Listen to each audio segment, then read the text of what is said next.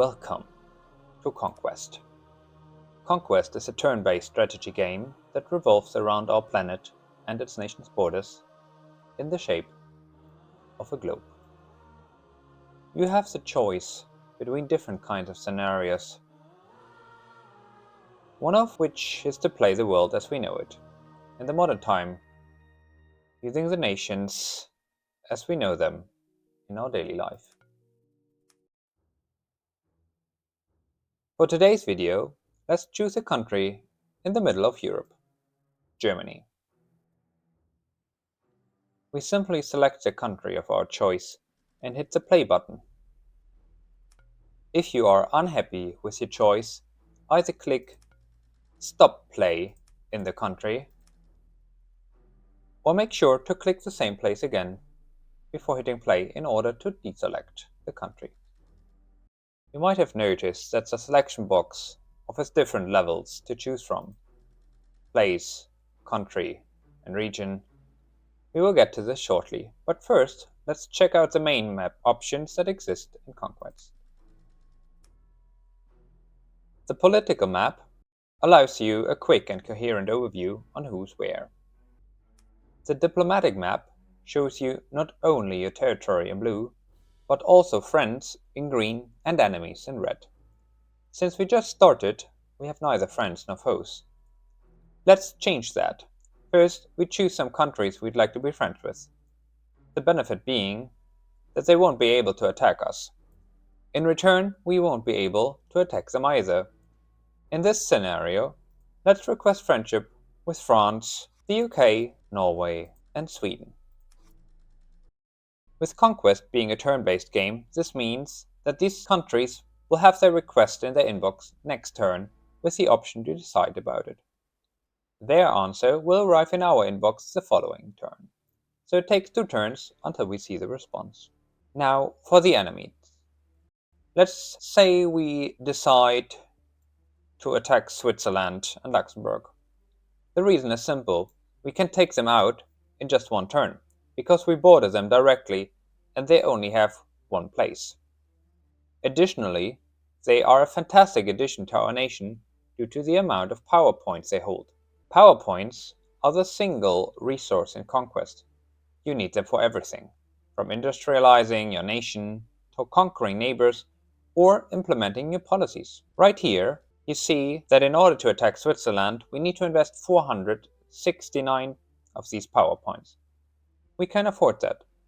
Let's do it. Likewise, we plan it for the neighboring Duchy of Luxembourg for 127 points. You might wonder why one is so much more expensive than the other one.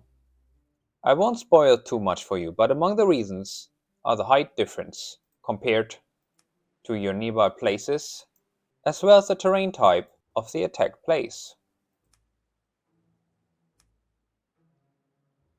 As you can see, Luxembourg's place isn't sticking out very far. The height is similar to the nearby Rhineland, and with it being fields, it shows the same terrain type as well. Switzerland, however, is rather mountainous as well as snowy, which increases the takeover costs. Now, with 465 power points left for us this turn, let's use them before they are forfeited by ending the current turn. One move that always helps the long term is a higher industrial standard. Germany is rather well developed, but not as much as the neighboring Netherlands, that already achieved the maximum level of 10 in this modern time scenario. Let's catch up by investing our remaining power points in 2 different places and by choosing a policy for the region of Germany that boosts field terrains.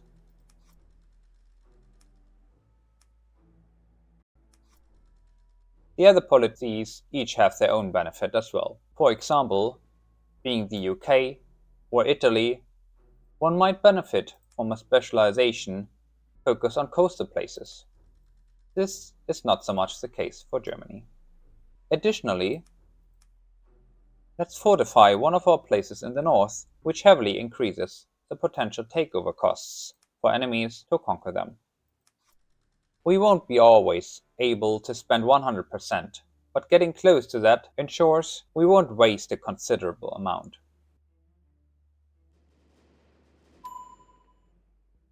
Now, let's expand once more by taking over Belgium, as well as the Netherlands and Austria.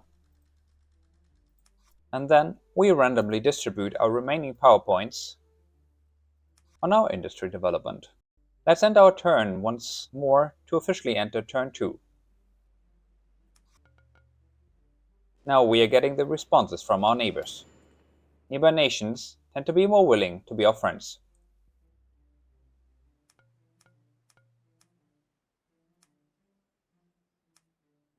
As you can see, our diplomatic map has changed. Now let's play for some more turns to expand our territory.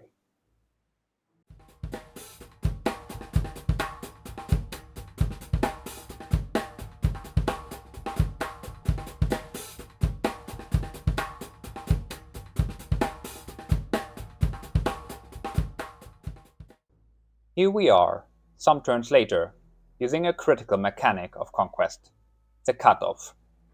We can see that Poland's capital, recognizable by the star above the place, is at risk of being disconnected from the rest of its territory if we are taking the place of Greater Poland. Only those places connected by land or water to the capital will remain with the country. Any other might seek independence or become colonizable for neighboring powers.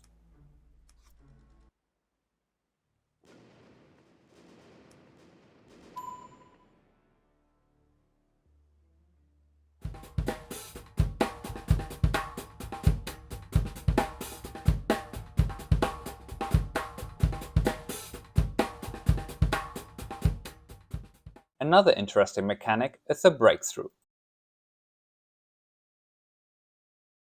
You get the place where you choose that option, and all neighboring places owned by the same country will belong to you as well. However, this can only be done if the respective stability is already under 30%. Furthermore, it is only possible against countries that are already at war with you.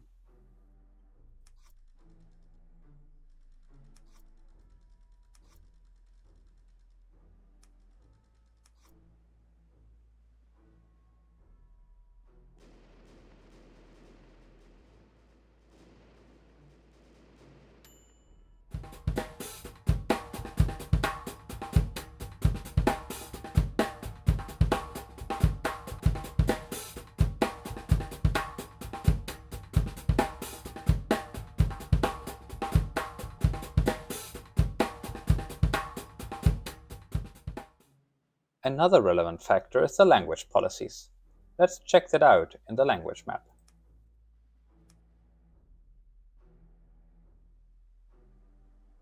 There are different language groups on our planet. The majority depends on the scenario you choose and the events in your game. There is no correct way to play this part of Conquest, but it does affect your power points. Your language policies affect the entire region, thus a group of places.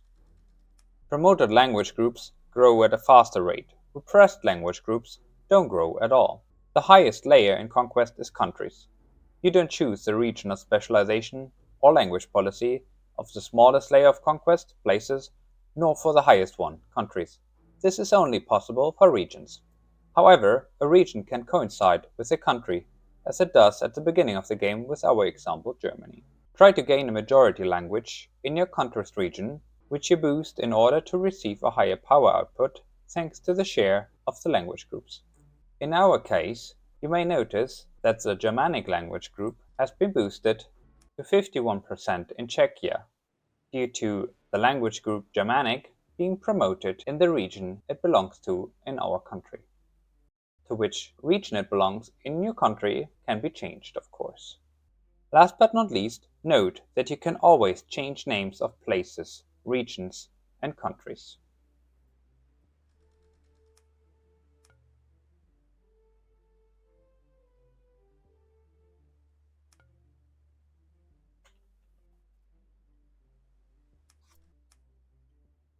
Furthermore, you can always opt out of choosing a predefined nation and simply customize your own.